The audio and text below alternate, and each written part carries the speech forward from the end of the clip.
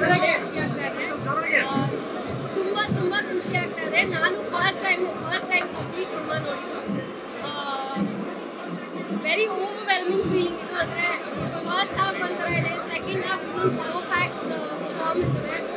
ಅವ್ರು ತುಂಬ ಚೆನ್ನಾಗಿ ಆ್ಯಕ್ಟ್ ಮಾಡಿದ್ದಾರೆ. I think it's Rohit Padaki sir cinema ಅದ್ಭುತವಾಗಿ ನಿರ್ದೇಶನ ಮಾಡಿದ್ದಾರೆ ಅಂತ ಅನಿಸ್ತು ನನಗೆ. And Charan sir work, Masti sir work, Satya sir work, ಒಬ್ಬೊಬ್ಬರೂ ಒಂಥರ 100 ಸ್ಪಾಟ್ ಮಾಡಿದ್ದಾರೆ.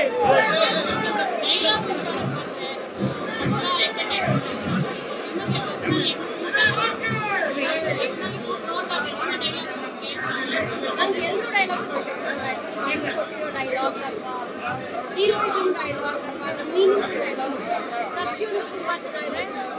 ನಾವು ಮುಂಚೆ ಹೇಳ್ತಾ ಇದ್ದಂಗೆ ಫ್ಯಾಮಿಲಿಗೆ ಏನಂದರೆ ಮಾಸ್ ಆಡಿಯನ್ಸ್ಗೆ ಪ್ರತಿಯೊಬ್ಬರಿಗೂ ಇಷ್ಟ ಆಗುವಂಥ ಸಿನಿಮಾ.